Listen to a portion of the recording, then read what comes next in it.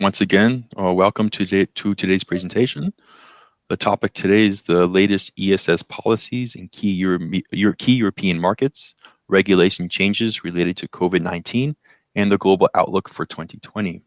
My name is Paul Rusch. I'm a technology engineer with Sungrow Europe, and I will be moderating today's webinar. This webinar is live, and a recorded version will be available after the presentation and posted on our website. In addition, we'd love to hear from you. Please use the chat box below to post your questions. We will answer them at the end during the Q&A. If you're just joining us, once again, welcome. I'd like to introduce our presentation and our presenters. First of all, we have a special guest, Brittany Ellerzee, who is a policy manager with the European Association for Storage of Energy, or EASE, and Sungrow's own ESS director, Tony Zahn. I'm honored to present them to you today for the next 45 minutes. Welcome, Tony. Okay, thank you so much. Yes, thank you very much. Good afternoon, everyone.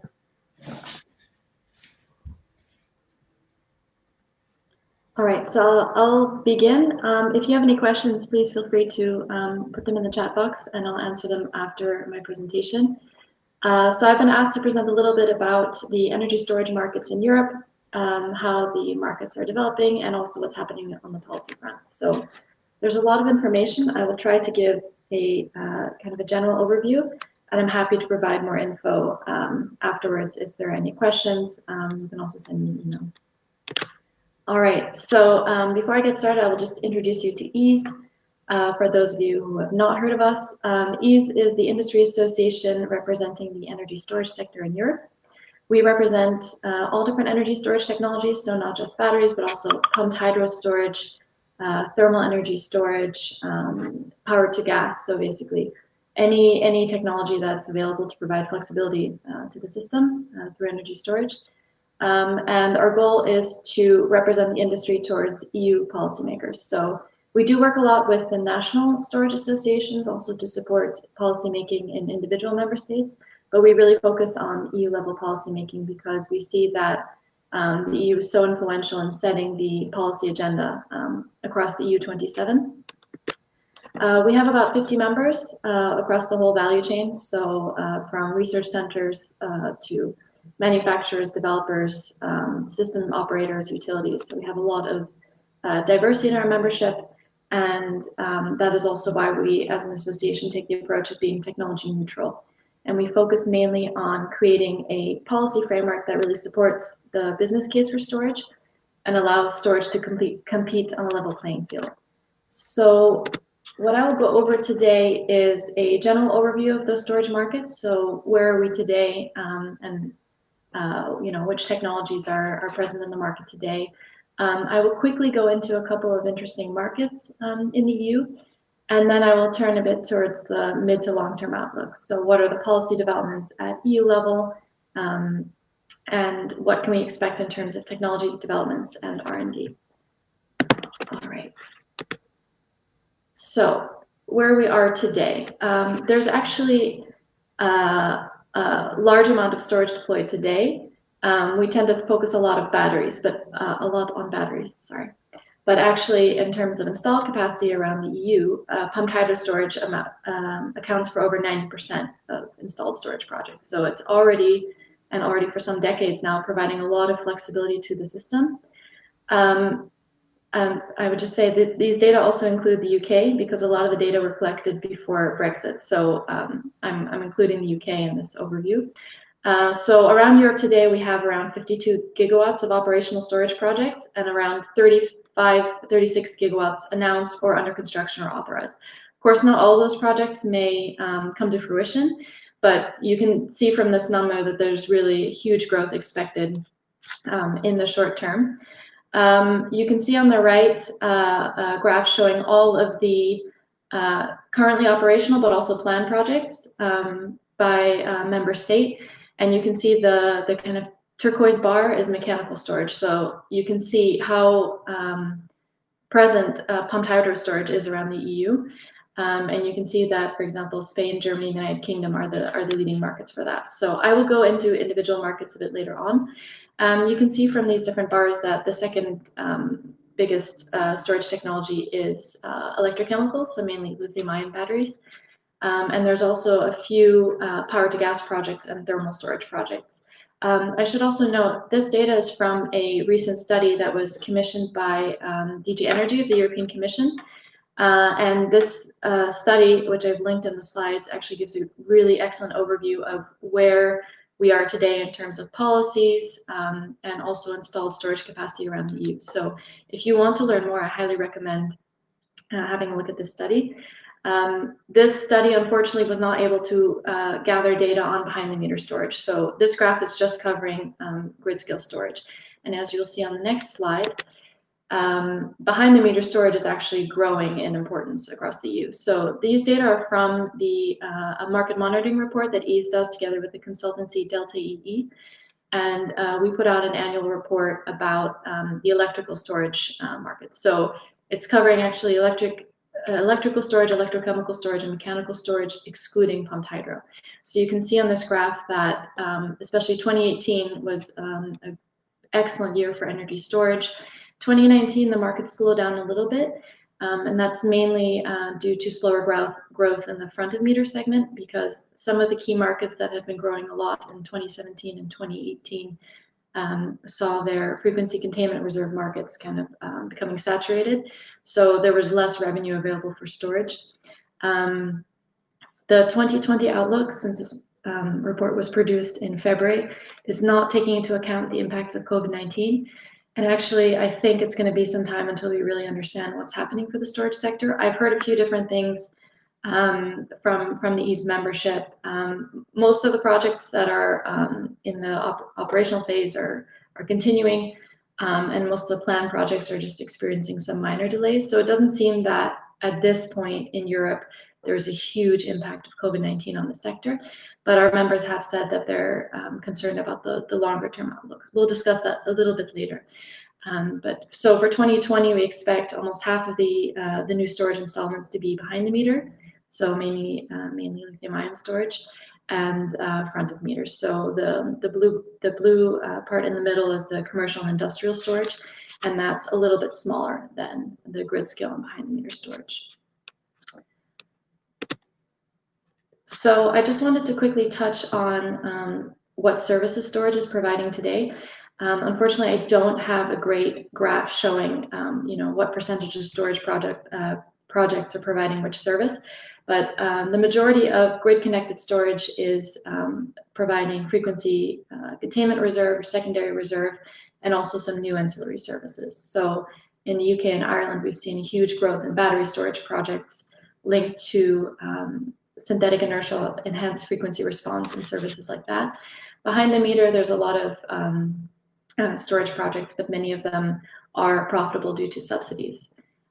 So while there are a lot of storage services that storage can provide, at this point, not all services that you see on this graph can be monetized or provided by storage. So in some member states in the EU, there's no market for these services. In many member states, there's only a small handful of services that are actually tendered on the market and accessible to storage. So that's actually, as EASE, what we're trying to achieve is to have as many services as possible tendered on the market and accessible for storage without undue barriers. I will go into some of the key storage markets. Germany, of course, is a really interesting market. It's by far the biggest residential storage market in Europe. Actually, 90% of the new behind-the-meter PV systems are now co-located with storage. So that's actually a huge amount. This is because there's quite good regional and federal funding programs that are providing subsidies and other incentives for consumers to install PV plus storage. And there's also strong interest and awareness among consumers. So even in some places where there isn't a real clear business case for PV plus storage behind the meter, consumers are really choosing this as something that they want to do. So as a result, we've seen a lot of very interesting business cases and different models for storage behind the meter, and also aggregation models, and also new examples such as cloud storage and so on. So it's a really interesting market. Germany is also the largest commercial and industrial storage, so that's storage installed, for example, on farms, in commercial centers and things like that. But the growth is slowing there, so it seems that a lot of the really attractive projects have kind of been built, so the market is a bit saturated. One of the major barriers to profitability of commercial industrial storage is double charging. So a lot of EU member states charge grid fees and taxes when the storage system draws electricity from the grid, and again when the storage system puts electricity back into the grid. So there's a double charging, and that really, of course, damages the storage business case. But a lot of EU member states are starting to address this now for the first time. So hopefully in Germany we'll see some changes there. One of the really interesting business cases in the coming years is support for EV charging. So you can imagine a lot of shopping centers and other places that have a large number of consumers, traveling there. They will be deploying storage to enable fast charging, for example. Front of meter, Germany also is one of the biggest markets. But the deployments have been slowing down since there's been a big drop in the prices for frequency containment reserve, which is one of the main storage services today. So there's kind of a lack of new revenue streams and some market saturation there. So we don't expect a lot of growth in the front of meter market. Of course, that can change. The German government has kind of sent mixed signals in terms of their decarbonization strategy, but lately they've been talking a lot about supporting power to gas. So that's been a really big focus and something that we can expect to continue in the coming years. The United Kingdom, obviously a really interesting market, although no longer really one of the EU member states. On the graph, you can see the electrochemical storage, so mainly battery storage capacity that's both operational and in the development phase. And you can see that the UK is far ahead of the second closest member state. Again, this data is from a study commissioned by the European Commission, and it's quite recent. The United Kingdom hasn't seen a lot of growth in the residential storage market. The government hasn't really incentivized that, and recently, actually, the government increased the value-added tax for PV and also, I think, storage systems. So, not really incentivizing rollout of behind-the-meter storage. Sorry, yes, I received a question about what FCR stands for. Sorry about that. EU people tend to use a lot of acronyms, so I always forget to type them out.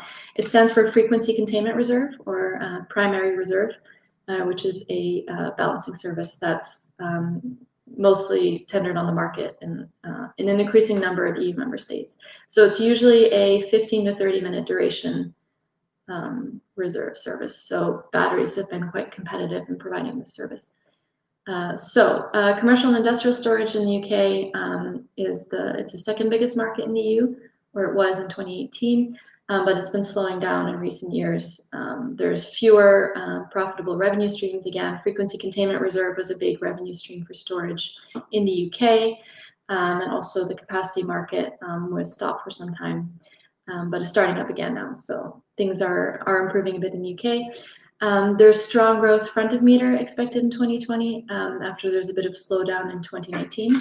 So as I said, the capacity market has been reinstated after it was suspended last year, and there are new rules introduced that are quite favorable to storage. So there was a CO2 emissions limit introduced, which will disincentivize some of the flexible thermal generation from participating, and there's also been reduced capacity thresholds, meaning that also smaller storage systems can participate in the market. The UK has also been kind of pioneering new storage services. So, for example, firm frequency response and enhanced frequency response is seeing a lot of interest from the storage sector. And the transmission system operator, National Grid in the UK, has also been looking into ways to tender more services, specifically grid investment deferral services. So there's been a lot of interesting developments there. Like the UK, Ireland has also been quite advanced in terms of launching new storage services. That's because Ireland and the UK, as kind of island systems with fewer interconnections, they really rely on the flexibility that storage can provide. and they're already seeing a lot of challenges related to the power system operation because of their limited interconnections. So Ireland is seeing a lot of storage growth in front of the meter storage, so mainly lithium-ion batteries. And they have this new DS3 program, which is a suite of ancillary services with 6-year contracts, which is something we don't see a lot in other EU member states, and that provides a really good long-term revenue stream for storage. Spain has a surprisingly small residential storage market when you think about how interesting it could be to have residential PV. But recently the regulatory framework has changed, so there are fewer barriers now to consumers who want to install PV and storage. Front of meter, it's mainly pumped hydro storage for the time being, but the transmission system operator is opening up the balancing market, so that could provide some interesting opportunities for storage.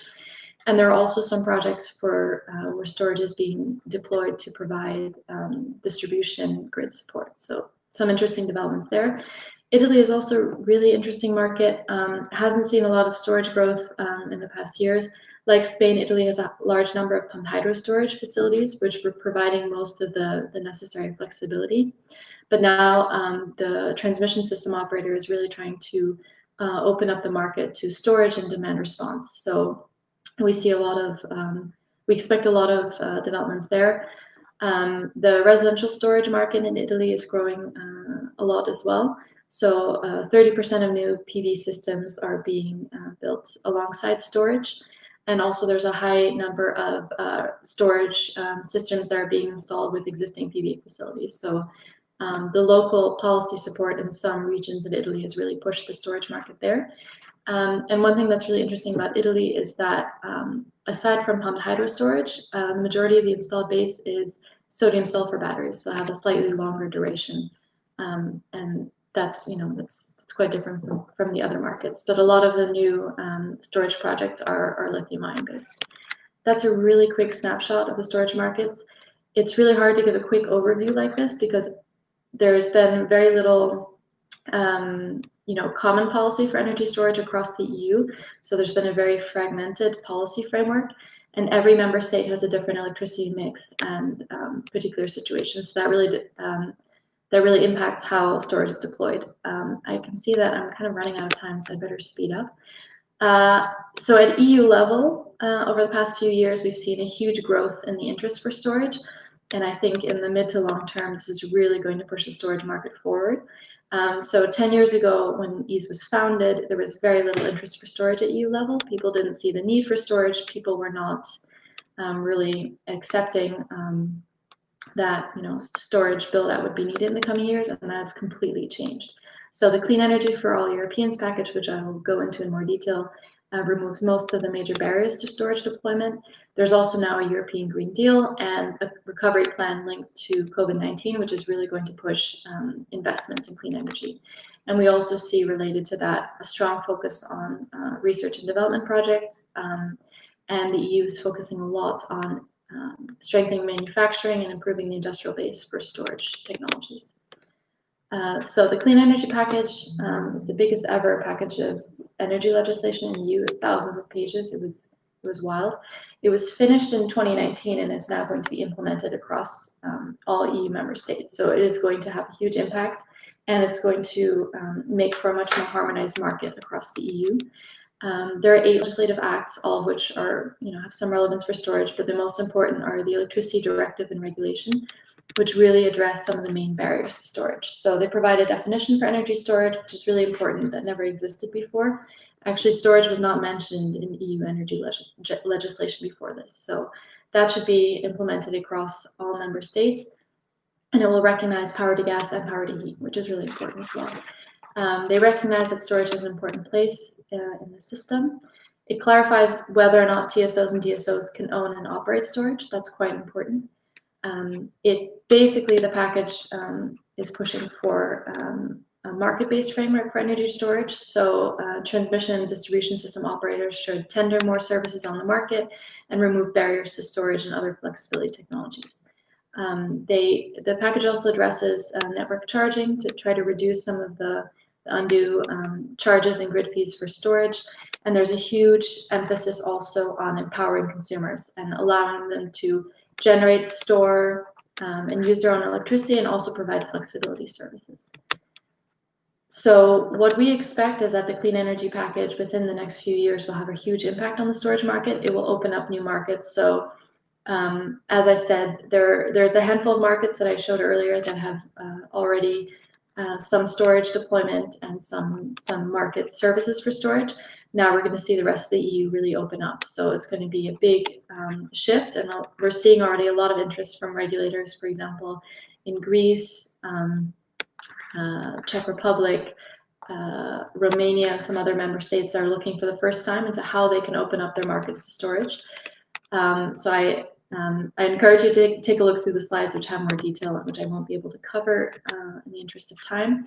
But what's really interesting now with the COVID-19 situation is that there was a lot of fear that the pandemic would take attention away from the really ambitious clean energy policies that have been proposed by the Commission. So Ursula von der Leyen, when she took up her term last year, she proposed this European Green Deal as kind of the main focus of her Commission presidency, which goes for the next 5 years. So that would have had a really, important impact for the storage sector. And when the COVID-19 pandemic hit, it was feared that some of these policies would be delayed or kind of neglected in favor of addressing the crisis. But we see now that the recovery plan, the Next Generation EU plan, is really putting the climate change challenge and clean energy investments front and center. So all of these different proposals that have been made by the Commission are moving ahead. The Just Transition Fund, for example, is going to unlock over 30 billion euros for investments in regions that are very dependent on fossil fuels today. So a lot of parts of Central and Eastern Europe, and also a lot of islands, for example. And there we could see a lot of investments in storage projects. The EU is also working on a renovation wave, so that could be really interesting for behind-the-meter storage, and is also proposing a hydrogen alliance. So we see a lot of interest and focus from EU policymakers. And I think over the next 2 or 3 years, we're going to see a lot of new projects coming up from this. The EU is also really focused on driving innovation. You all probably know about Horizon 2020, which has funded a huge number of clean energy research and demonstration projects. There's also now a focus on funding also more mature clean energy projects. So through the ETS Innovation Fund, Connecting Europe facility, there's a Clean Energy for EU Islands, which obviously is a lot of storage projects being built on islands. There's a Battery Alliance and Batteries Europe, which is intended to really kickstart the EU's competitiveness in terms of manufacturing, and now they've also announced a Clean Hydrogen Alliance. So we see a lot of interest from EU policymakers, although a bit concerning for some of us in the storage sector is that they're really picking and choosing some technologies. So you see there's a lot of focus on batteries and hydrogen, and less focus, for example, on power to heat and some mechanical storage. So that's a bit of a challenge. In the short term, we expect a lot of lithium-ion projects to come online because the costs are dropping so quickly, and there will also be a large number of second-hand batteries from the EV sector. EU and member states, as I said, are focusing a lot on batteries and power to gas. They're also, especially in the Nordics, focusing a lot on heating and cooling. So there's a lot of thermal storage projects that are being discussed there. And the conversation is just starting about kind of the mid to longer duration storage markets. So liquid air energy storage, flow batteries are seeing some interest. And we're also seeing some hybrid storage systems. So combinations of 2 or more storage technologies to have a really fast responding storage project that also has a bit of a longer duration. So a lot of interesting developments there. Really quickly to conclude, I think the storage outlook is really strong. When we look at the dropping costs of the different technologies, the markets that are opening up around the EU, the member states really investing in clean energy technologies, you really see that storage has a really promising future. We do see a tendency among some member states to try to delay some of the clean energy policy, but we're really working with our members to kind of push implementation of clean energy package across the EU. There are some concerns, as I said, about technology neutrality. So we're really pushing policymakers to be a little bit more neutral and create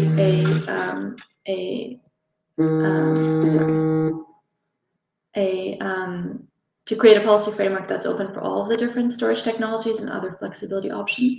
And there is a bit of a concern about the revenue streams for storage. A lot of the new storage services are kind of tendered on a shorter duration, so that's an issue. Right, and as I said, different markets, different drivers, but overall really promising for storage. So I'm sorry I took up a little too much time.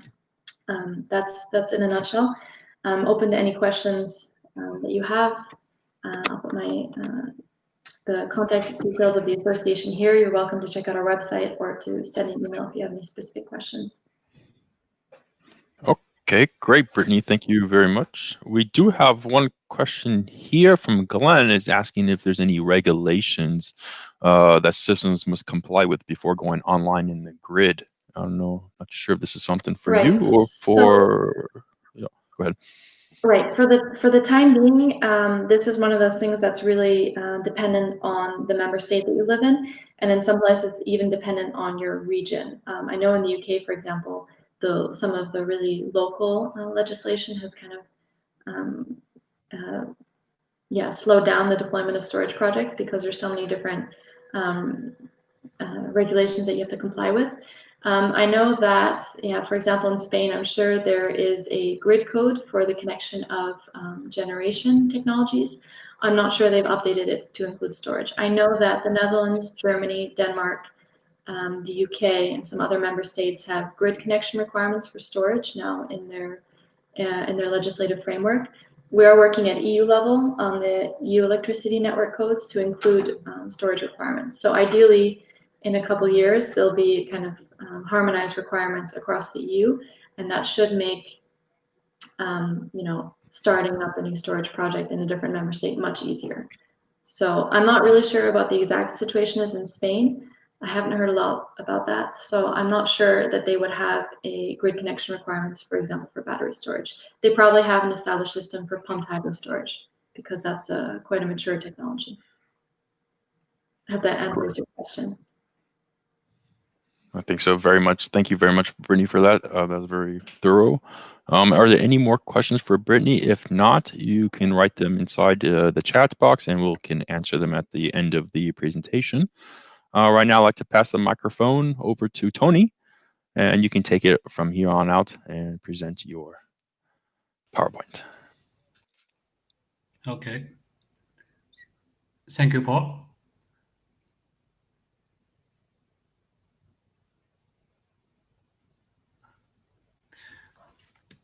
Okay, can I start it?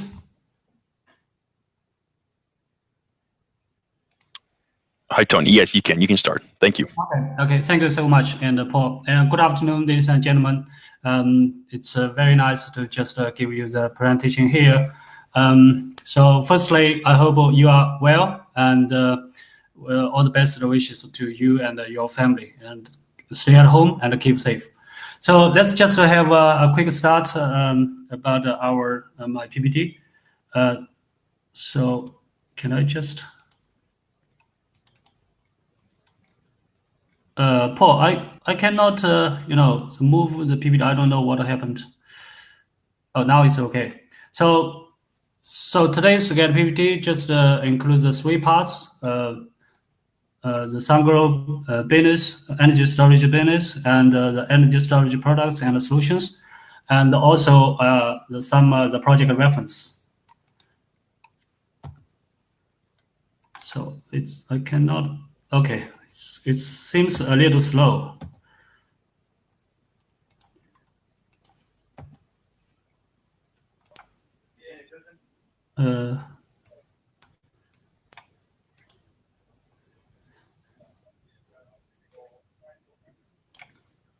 So the Sungrow business and mainly includes the PV inverter, energy storage business, and the floating system, and the other business like the wind energy converter, EV converter like the motor controller. So at the end of the last year, and we just have achieved more than 100 gigawatt cumulative installation for PV, and this take us to the #1 position for the global market share for 4 consecutive years. Then for the energy storage business, we have deployed more than 900 projects globally, and for the floating system, it's more than 700 megawatts globally. So you can see again from the left chart, and we have been experienced rapid growth recent years from 2013 to 2019, and with the compound annual growth rate more than 30%. So at the end of the last year, our turnover is 1.8 billion and 64 million US dollar.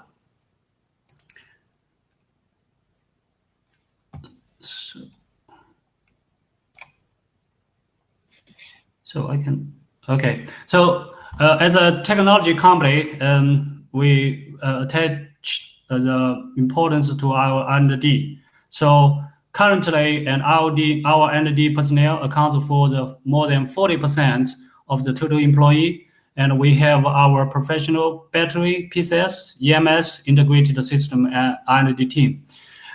Every year, we will invest more than 5% of our company's revenue into the R&D sector. Besides of this, we also, just have our own experimental and testing platform. Currently, we have the 3 megawatts microgrid and testing platform, in which we are presented to our clients when they visit our factory, and how our energy storage works, and how good is our energy storage performance. And then, in order to test and access the products, the electrical and magnetic compatibility, we also set up our own the 10-meter EMC, the chamber, which is the largest one in the renewable energy industry, with the most advantaged design and the biggest power distribution supply. Then also we have our own laboratories and authorized and accredited by the CNAS, TUV, and UL, and other institutions. For the R&D achievements, currently we have obtained more than 2,000 patents for the inverter, and more than 300 for the energy storage system.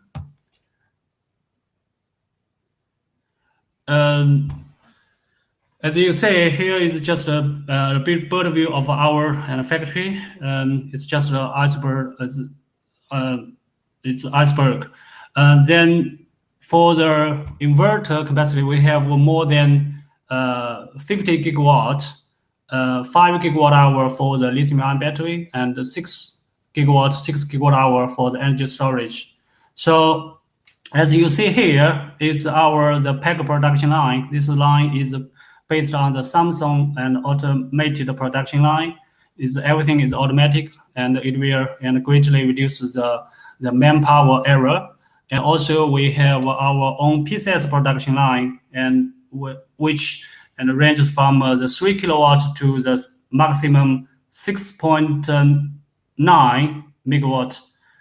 Then after we complete the production of the battery pack and PCS, we will assembly and test and integrate the whole energy storage system, then to deliver to our clients. So this is like our global networks, and currently our networks is scattered and in more than 60 countries, and we have more than 50 service outlets, and 20 more international subsidiaries, and 30 above spare parts centers. And if we just come to Europe, we have 6 service outlets and 16 spare parts center, in which allows us to give a quick response and to our clients' requirements.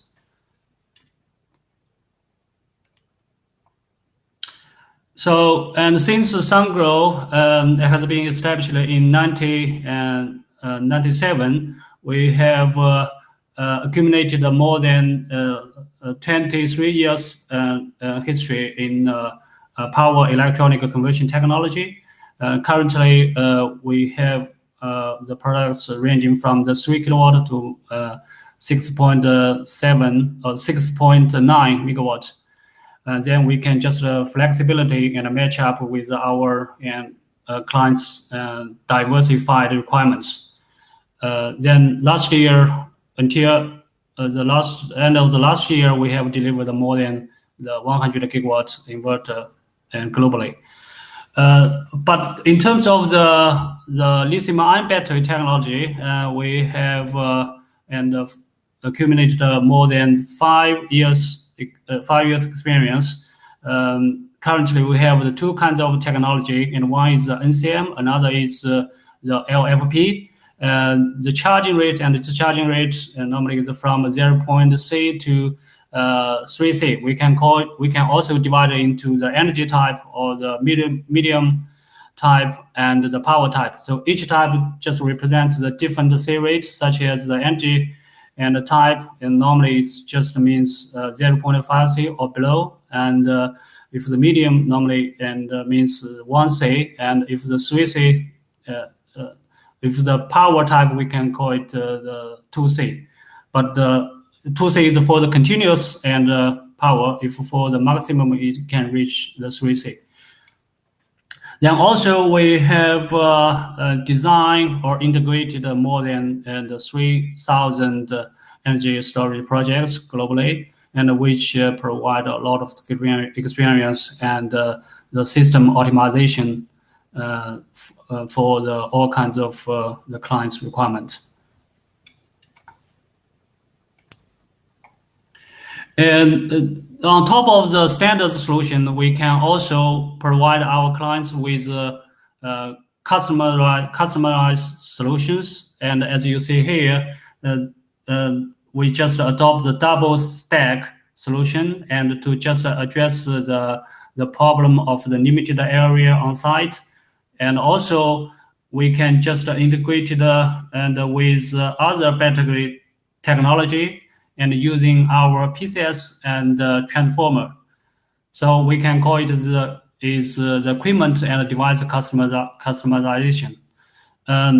For the other and customization, and we can just for the different projects such as this one is located in the Tibet. It's very high altitude and high temperature. It's a very challenging task and for us to finish this project within a very short time. And then also for some of the special requirements like the seamless switching and the specialized and EMS, we can also just work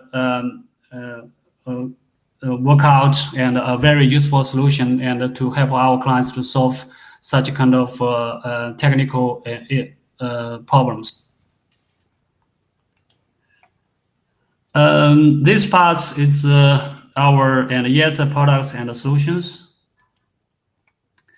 As you see, and from the top to the end, our main products includes the energy storage system and a pack and a rack and a PCS and a DC-DC converter and also the monitoring system. So for the energy storage system, and you can say, and this one is ST and 73 and 159 kilowatt hour and with the 50 kilowatt PCS. This is typically for the commercial and industrial and market. And also this is like the modular design. If you want to expand and the more and better capacity, you can just use 2 or 3 and to reach up to the battery size as you expected. Then this one is typically is for the larger scale projects. And so each single unit consists of one PCS plus the MOE and station, and also with a 140-foot container containing 3.34 megawatt hour, or you can use like 3.727 megawatt hour. So this is like the very flexible system configuration. And if you can give us the more project details, we can give you the optimal design, system design. So this one is like mainly for the United States markets. It's just coupled with the DC converter. It's the type is like D and 1250 HV. So the below is like the LFP and the battery modules, and then we have the two kinds of solution and for each rack. So you can use like 15 modules as one rack. Or you can just use like the 26 modules as one rack, and combining with one switch gear at the left bottom. Then this is for the LFP technology, and we also have the Samsung technology. We have the different battery platform, such as the energy type, and this is a E3, but we will update it to the E4 at the end of this September.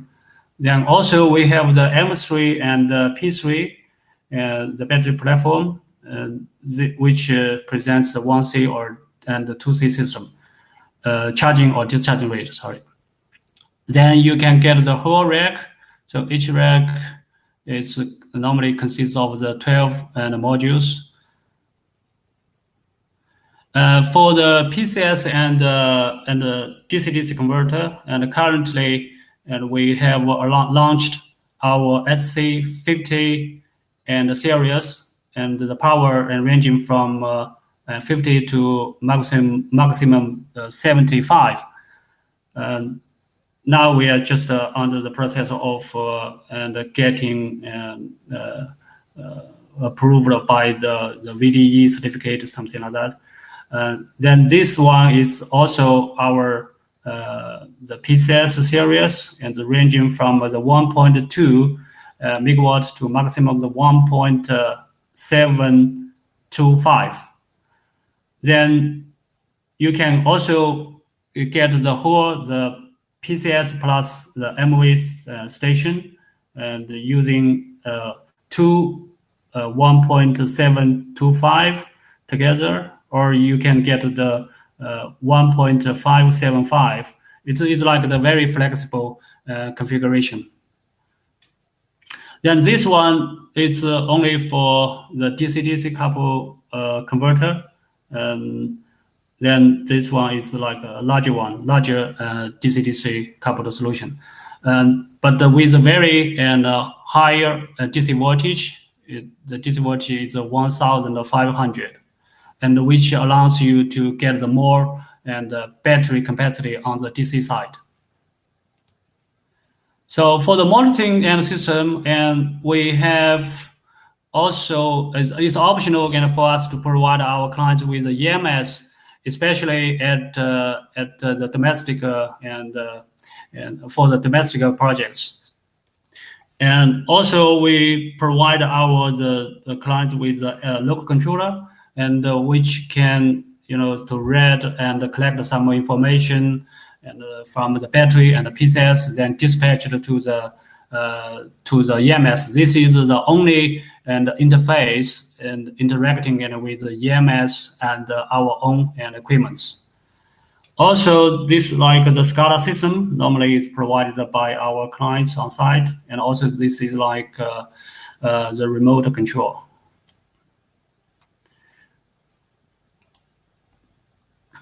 So here I just want to introduce the PCS, as I mentioned earlier. This is a typical 20-foot container, and you can house the maximum the two units together.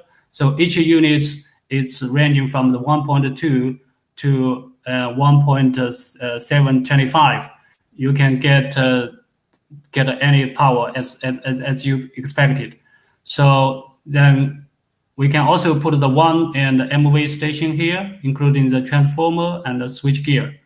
So this is for the 20-foot container design. And also we can use the 40-foot container that allows you to put the 4 and the single and the PCS unit into this container and combining with the whole MV and the solution. So now our maximum design is 6.3 and megawatt PCS plus an MV station, and which is very beneficial to our clients and can help them to maximize their revenue stream. So, but for the new PCS, and this is like the outdoor design, and the IP and level is 65. Then also it is like the anti-corrosion and design is C5. It's very suitable for the some application and close to the seaside.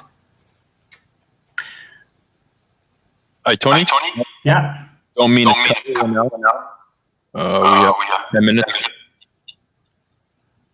I just want to make sure we have enough time for questions. So I don't know where you're at. Just kindly saying the 10-minute mark. Thanks. Go ahead. It's okay.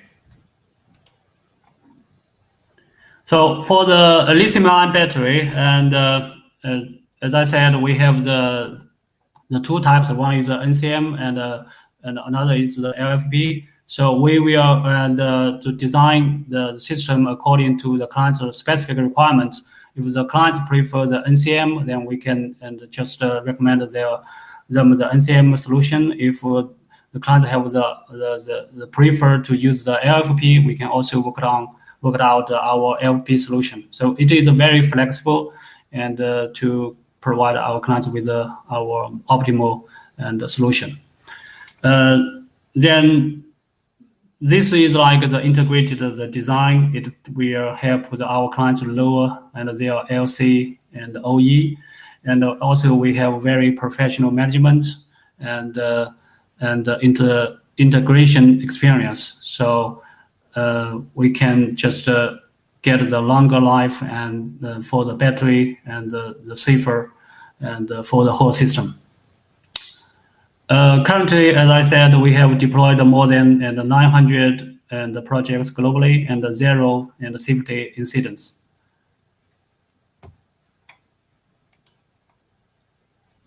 So here is some of the energy storage project reference. So globally, we have deployed more than 900 projects and located in different continents in the North America and Europe, and China, and Asia Pacific, and Australia. So this project is located in Yorkshire in UK. I think this is the largest unsubsidized and solar plus storage project in UK. I think this project features the two aspects, and from my point of view, it's very important. And one is like the clients use the dual and facial solar modules, as well as the tracking system, which can help our clients to generate more electricity and than in the conventional way by 25%. Then also this project, the clients just use the electricity from the solar and for the excessive of the solar energy and just sell and via some platform to the end user. So it is a very beneficial to these projects. And this project is the first time for us to use our 2.5 PCS plus and MV solution. So this we are just reduce the whole occupy the area and decrease the whole and installation cost and the transportation cost, as well as some O&M cost. So this project is located in Qinghai province and China. This is the first the wind plus storage, solar storage projects and in this province. So before there's some the fluctuation and from the wind energy, and which caused some problems to the grid. So with the energy storage, it can help clients to stabilize and smooth this kind of the fluctuation and from the grid. So our solution is just effectively and solve the clients and the problems.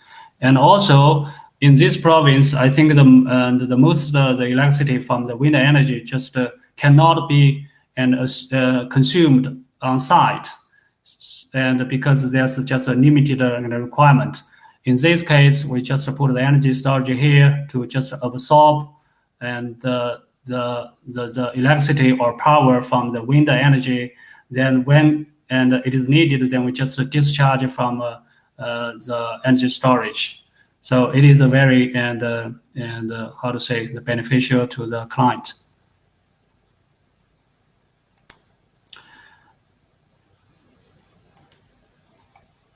So this is another project located in Germany. It's 16 megawatt and 8.5 megawatt hour. So this project is mainly for the frequency regulation and just receive the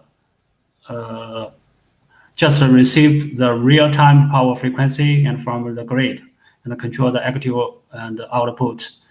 Then also realize the balance between the load fluctuation and the power generation fluctuation, and maintain the stable operation and electricity system and guarantee the power supply. So this project is very special, and because we just adopt the double stack just to reduce the occupied the area on site. And this is also the China's largest single-user lithium-ion battery projects at present. So by the form of the arbitrage in peak and valley, and saves the electricity cost, that is more than $5,000 per day in this factory. And also we just due to adopting the double stack design, and it's just to save more than 50% of the occupied area. This project is very unique because we just use the black star power and power function because instead of the conventional way, just using the diesel generator to get started. So the clients and using the energy storage system, and which help them and to give a quick response and to get started with with power after the grid fails or black out. Then also it will be more environmentally friendly and economical.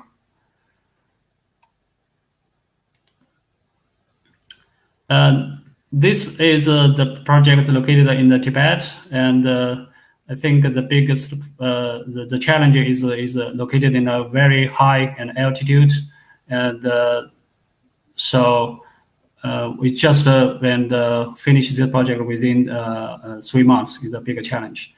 Then also we just technically we just adopt the energy management and cooperative control technology of larger scale, and also use the virtual and motor networking technology with multiple inverters connected in parallel.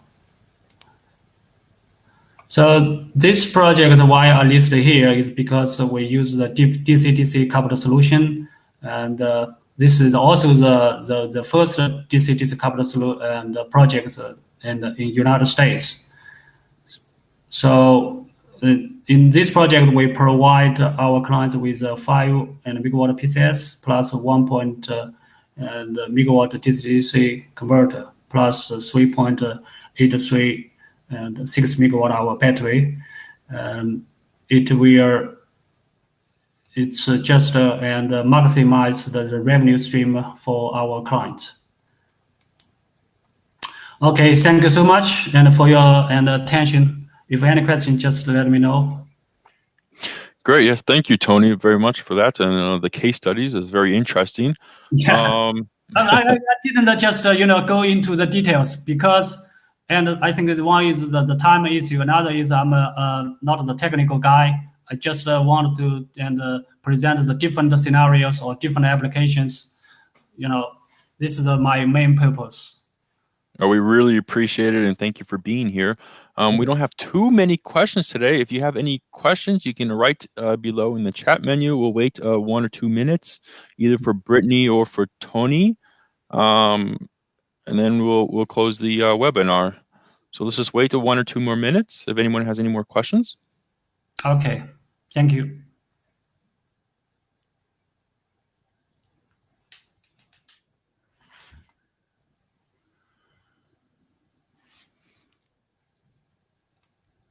A few people are writing right now.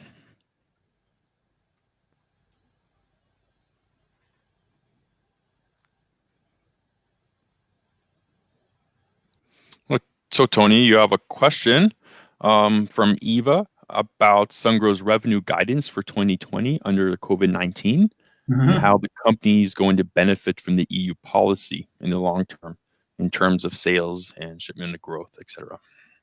Is this something you can answer? I cannot give you the precise figure, but I can tell you, and this year and I have to admit, the COVID-19 is very dreadful and terrible, and which just causes some disruption to us. But fortunately, it did not affect too much, when everything is under our control. So. And we can basically realize our target this year for the energy storage. But as for the PV and inverter, I have no idea, and maybe it's better to check somebody else.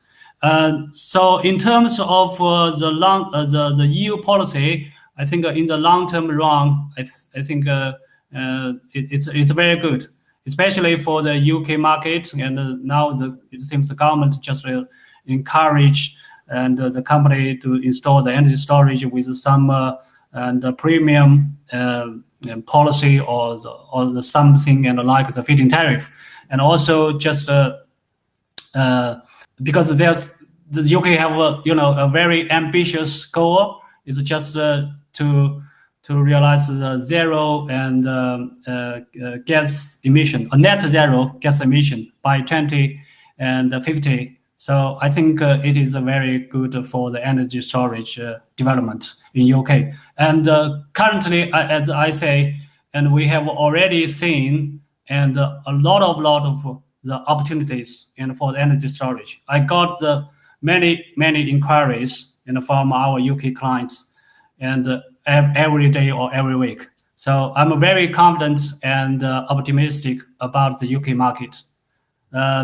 So I cannot predict what is the sales and capacity shipment growth, but let me say, we hope it's like the 2-digit and growth rate. But let me say, in a conservative way, at least, let me say 10 but it really depends because the marketing is evolving every day. So it's very hard to say for the moment. Thank you so much. Great.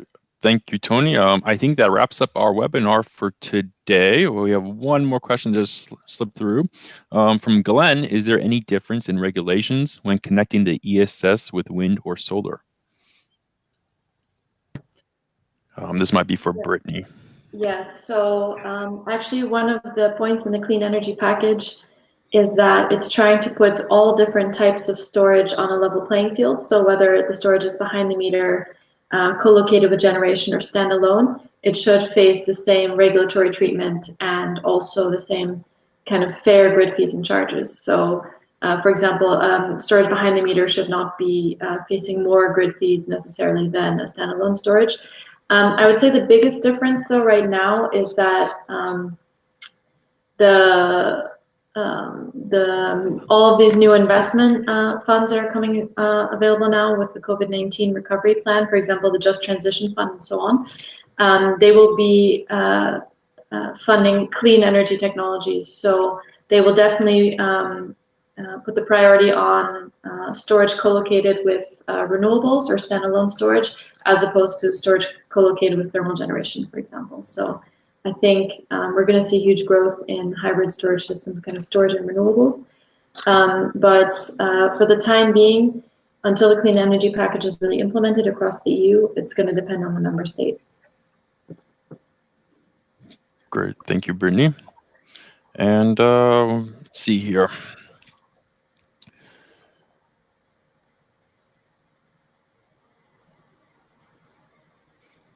I see, Brittany, do you see the chat here from Mauro? It's a specific question to you.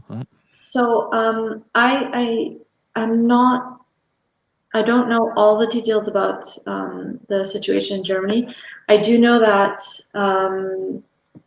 even though in some cases storage does not have a great business case for consumers, a lot of consumers are still interested in installing it. So a lot of the interest in behind the meter storage that we see in Germany and also increasingly in other countries is not necessarily linked only to the business case, but also with this kind of emotional or personal interest in supporting the clean energy transition, or as you said, having this backup power. So there are some benefits to storage behind the meter that are not necessarily measurable by how profitable the business case is.